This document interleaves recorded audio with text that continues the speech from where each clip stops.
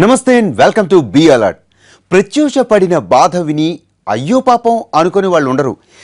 సవతి చేతిలో దారుణ హింసలకు గురైన యువతి ఇప్పుడిప్పుడే కోలుకుంటోంది. ఇదే సమయంలో అలాంటి ఘటనే మరొకటి జరిగింది. సవతి తల్లి తండ్రి కలిసి చర్లపల్లి యువతి స్వప్నకు నరకం చూపించినట్టు తెలుస్తోంది.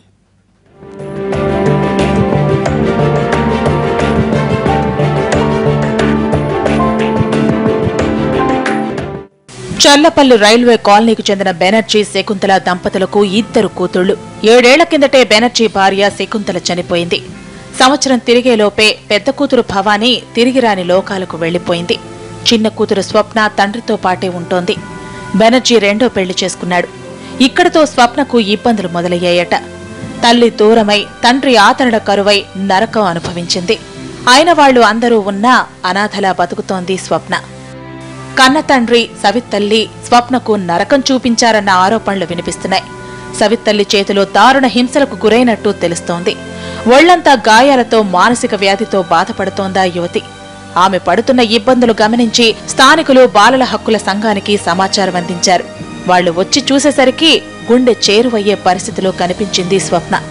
అనుమానాస్పదంగా స్థితిలో మొదటి కూతురు అల్లుడు చనిపోవడం, వాళ్లకు 3 పిల్లలు ఉన్నారు. ఆ 3 పిల్లలు కూడా వీళ్ళు ఈ తాతగారు ఈ అమ్మమ్మ డిజైన్ చేయడంతో వాళ్ళు ఇప్పుడు ఆ 3 పిల్లలు అనాథాశ్రయాలలో పెరుగుతున్నారు. ఆ ఒక్క ప్రశ్న మనం అడిగితే సరిపోతుంది, ఎందుకు అనాథాశ్రయాలలో ఉంచాల్సి వచ్చింది అని చెప్పేసి. తర్వాత ఈ పాపను ఎన్నో ఏళ్ల నుంచి నరకం చూపిస్తుంటే మానసికంగా కూడా ఇలా జరిగి కాలిన గాయాలతో ఒళ్లంతా దెబ్బలతో ఉన్న అమ్మాయిని చూసి చలించిపోయారు అధికారులు. పోలీసుల సహకారంతో ఆసుపత్రికి తరలించి చికిత్స అందించారు. She needs immediate attention mentally and as if now ఇప్పుడున్న పరిస్థితుల్లో పేషెంట్ కొద్దిగా ఫీవర్తో ఉన్నారు, కొంచెం ఇన్ఫెక్షన్తో ఉన్నట్టుగా అనిపిస్తున్నారండి. ఓకే, పేషెంట్ కొంచెం ఇబ్బంది పడుతున్నట్టుగానే అనిపిస్తుంది. She's some kind of this కై స్టేటసెస్ అకర్ నాట్ ఎగ్జాక్ట్లీ. పచ్చిగా చెప్పాలి అంటే ఇట్లాంటి పరిస్థితులు కొన్ని డీప్ డిప్రెషన్స్ ఆర్ టార్చర్స్ వల్ల కూడా రావచ్చు. ఓకే, సంవత్సరాలుగా ఇట్లాంటి పరిస్థితి ఖచ్చితంగా సంవత్సరాలుగా ఉంటుంది. ఒక రోజులో చేస్తే వచ్చేదైతే కాదు. Long standing physical and psychological torture may lead to patient to this kind of psychological disturbance. ప్రస్తుతం రెస్క్యూ హోంలో స్వప్న ఆశ్రయం పొందుతోంది. బాగా కొట్టడం వల్లే పరిస్థితి ఇలా ఉందని వైద్యులు నిర్ధారించారు. ఏం జరిగిందని స్వప్ననే అడిగితే ఏం చెప్పిందో మీరే వినండి. ఏం పేరమ్మా? స్వప్న. ఎన్ని రోజులుగా ఇక్కడ ఉంటున్నావు? ఎప్పటి నుంచి ఇక్కడ ఉంటున్నావు? నిన్ను మీ అమ్మ కొడుతోందా?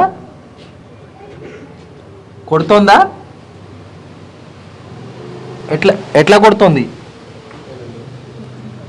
ఎట్లా కొడుతుందమ్మా?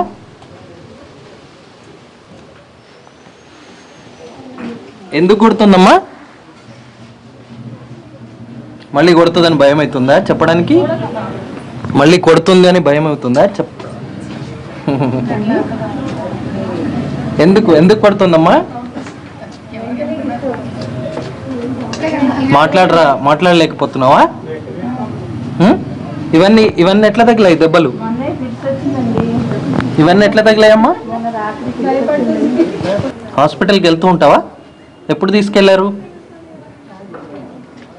తల్లిదండ్రులు మాత్రం తమకేం తెలియదంటున్నారు. తామేం స్వప్నను హింసించలేదని చెబుతున్నారు. 7 సంవత్సరాలు ఏంది పెళ్ళి వచ్చాను, నాకేం తెలుస్తుంది? అంతకు ముందు ఏం జరిగా నాకేం తెలుస్తుంది? ఇద్దరు ఒకటే రోజు చనిపోయారు కదా. నా పెళ్ళి అయ్యాక చనిపోయారు వాళ్ళు. అంటే వాళ్ళని కూడా మీరే వేధించడం వల్ల చనిపోయారంట? లేదండి, వాళ్ళ అత్తారింట్లో ఇంట్లో ఉండేది అమ్మాయి.